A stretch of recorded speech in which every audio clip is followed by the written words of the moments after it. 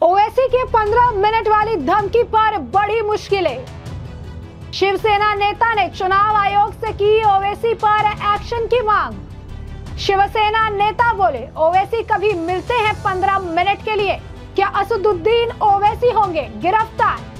नमस्कार, मैं अंजलि मिश्रा, स्वागत है आप सभी का द न्यूज में। असदुद्दीन ओवैसी महाराष्ट्र विधानसभा चुनाव में 15 मिनट की बात दोहराकर अब विवादों में फंसते नजर आ रहे हैं। इसी बीच अब उनके खिलाफ शिवसेना के एक नेता ने जमकर बयानबाजी की, तो साथ ही साथ उनके खिलाफ उन्होंने मुंबई कमिश्नर को और चुनाव आयोग को पत्र लिखकर ओवैसी के भड़काऊ बयान को लेकर उन पर सख्त एक्शन की मांग तक की है। क्या है पूरा माजरा, आइए विस्तार से जान लेते हैं। आपको बता दें कि ओवैसी के खिलाफ महायुति बीजेपी शिवसेना एनसीपी गठबंधन के नेता अब लगातार हमलावर नजर आ रहे हैं और अभी एआईएमआईएम सुप्रीमो के खिलाफ शिवसेना के नेता ने पुलिस में शिकायत तक दर्ज करवाई है और चुनाव आयोग से भी एक्शन लेने की मांग की है।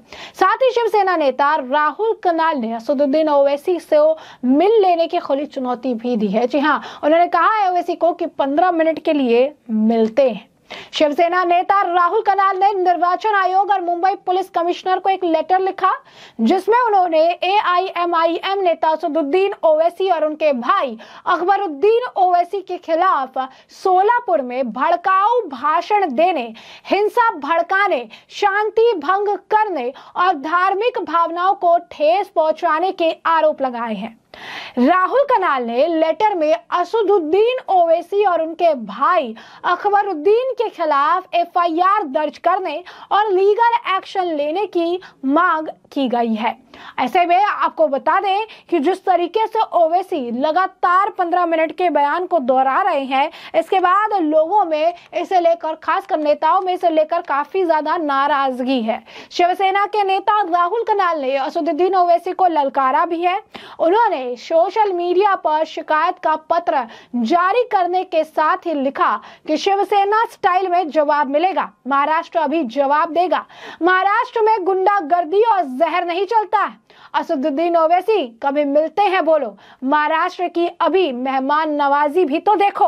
तो आप देखिए किस तरीके से उन्होंने बैक टू बैक कई सारे ट्वीट किए हैं, कई सारे उन्होंने पोस्ट किए हैं। साथ ही साथ आपको बता दें कि उन्होंने अपना एक वीडियो भी शेयर किया है और उसमें उन्होंने लिखा है कि महाराष्ट्र एक है, इसीलिए सेफ है, हिंदू मुस्लिम एक है यहाँ, हमें अपने बच्चों का अच्छा फ्यूचर चाहिए, फालतू की बातें नहीं, डेवलपमेंट और प्रोग्रेस चाहिए। वैसे खबरदार, महाराष्ट्र में नाटक नहीं करना, असली शिव सैनिक और असल मुंबईकर है। बम्बैया स्टाइल में कानूनी जवाब मिलेगा, 24 घंटे के अंदर सॉरी बोलना। तो आप देखिए यहाँ पर वो साफ तौर पर माफी की जो मांग है वो करते नजर आ रही हैं। ये कह रही हैं कि बम्बई स्टाइल में जवाब मिलेगा। साथ ही साथ उन्होंने ये भी कहा है कि अब उन्हें इस बयान को लेकर, जो उन्होंने बयान दिया है, इसे लेकर उन्हें माफी भी मांग लेनी चाहिए। समय रहते हुए असदुद्दीन ओवैसी को माफी मांगने की बात भी उन्होंने दोहराई है। बता दें आपको कि एआईएमआईएम सुप्रीमो और हैदराबाद के सांसद असदुद्दीन ओवैसी ने सोलापुर में अपने प्रत्याशी के लिए चुनाव प्रचार कर रहे थे और इसी दौरान जब वो चुनाव प्रचार कर रहे थे तो उन्होंने फिर से इस बयान का जिक्र किया। महाराष्ट्र में असदुद्दीन ओवैसी की पार्टी 16 सीटों पर चुनाव लड़ रही।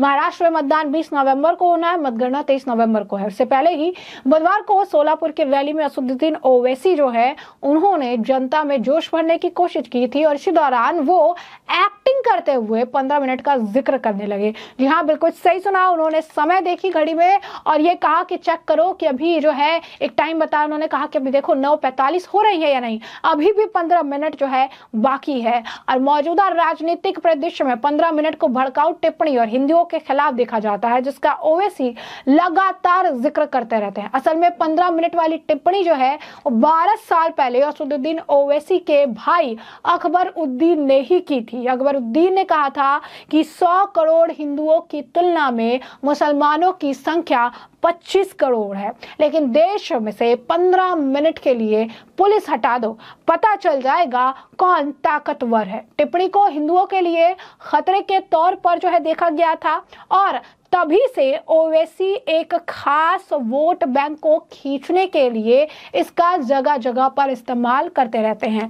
इसी बयान को लेकर ओवैसी को बकायदा पुलिस द्वारा नोटिस तक उन्हें स्टेज पर थमाया गया था, लेकिन इसके बावजूद ओवैसी नहीं माने। इसके बावजूद जो है ओवैसी का बर्ताव सही नहीं हुआ और लगातार वो इस बयान का जिक्र कर रही हैं। इस बयान के पीछे आपको बता दें कि योगी आदित्यनाथ का भी एक बड़ा जो है रोल बताया जा रहा है। क्यों? क्योंकि योगी आदित्यनाथ ने कहा है बटेंगे तो कटेंगे, और इसके बाद योगी आदित्यनाथ के इस बयान से ये इस कदर बौखला गई है कि महाराष्ट्र चुनाव में भी जिस तरीके से इसकी गूंज देखने के लिए मिल रही है, तो अब ओवैसी लगातार जो 15 मिनट वाला बयान है इसका जिक्र कर रही है। इस बयान को लेकर अकबरुद्दीन ओवैसी के ऊपर भी कई सारे मामले दर्ज हो चुके हैं, लेकिन इसके बावजूद वो इससे बाज नहीं आ रहे हैं। उल्टा असदुद्दीन ओवैसी अपने भाई अकबरुद्दीन ओवैसी के बयान का कई बार जिक्र करके साफ तौर पर जो है अपना समर्थन भी उनके बयान के लिए दिखाते नजर आ रहे हैं, जो कई तरह के सवालों को जन्म दे रहा है। और लोग ये कह रहे हैं कि ये दोनों मिलकर इस तरीके से जो बयान दे रहे हैं ये सरासर गलत है,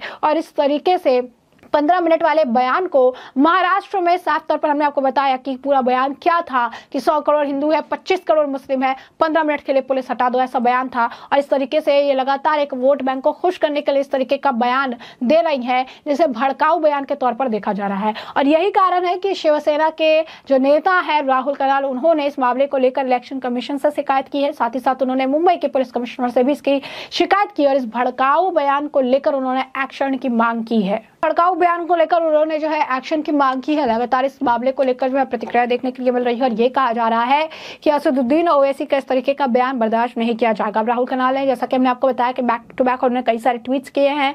उन्होंने जो लेटर लिखा था चुनाव आयोग और मुंबई पुलिस कमिश्नर को, उसको भी उन्होंने साझा किया है, और उन्होंने साथ ही साथ ओवैसी को जो है ललकारा है, ओवैसी को चेतावनी दी है, और ये कहा है कि 15 मिनट के लिए आओ बैठो, देखते हैं, बात करते हैं। क्योंकि उन्होंने 15 मिनट का जिक्र किया, इसी वजह से उन्होंने इस पर प्रतिक्रिया दी है, पलटवार किया है और कहा है कि 15 मिनट के लिए आओ बैठते हैं।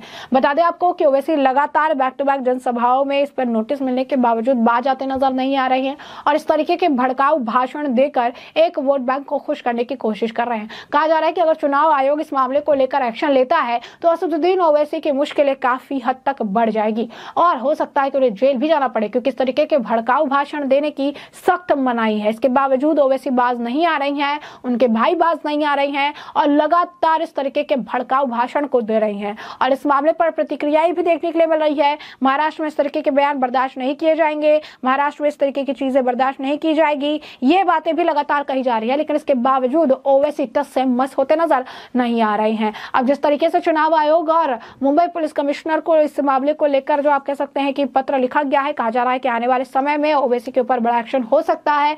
हाल ही फिलहाल में पुलिस ने भी ओवैसी को इसे लेकर नोटिस थमाया था, लेकिन इसके बावजूद वो इस मामले को गंभीरता से लेते हुए नजर नहीं आए हैं। और एक बार फिर से अब शिवसेना ने ओवैसी की मुश्किलें बढ़ाते हुए अब चुनाव आयोग को भी पत्र लिख दिया है, और इस तरीके के बयान, इस तरीके के आप कह सकते हैं भड़काऊ बयानों को लेकर उनके खिलाफ एक्शन लेने की मांग भी की है। अब ऐसे में हमने आपको बताया कि किस तरीके से महाराष्ट्र में 20 तारीख को वोटिंग होने वाली है और 23 तारीख को रिजल्ट आने वाले हैं, और ऐसे में लगातार बयानबाजियों का दौर भी है। एक दूसरे पर नेता जो है प्रतिक्रिया दे रही हैं, भड़काऊ भाषण भी दे रही हैं, और इस पर एक्शन की मांग भी की जा रही है। अब ये देखना दिलचस्प होगा कि आने वाले समय में असदुद्दीन ओवैसी पर 15 मिनट के भाषण वाले उनकी धमकी को लेकर, उनके बयान को लेकर किस तरीके से जो है रिएक्शन देखने के लिए मिलता है और किस तरीके का एक्शन देखने के लिए मिलेगा, उससे हम आपको रखेंगे अपडेटेड। फिलहाल के लिए मैंने आपको जो ये पूरा मामला है ये बड़ा विस्तार से बताया कि पूरा मामला क्या है, और अब इस पूरे मामले पर आपकी भी जो राय हो हमें कॉमेंट सेक्शन में कॉमेंट करके जरूर से जरूर साझा करिएगा।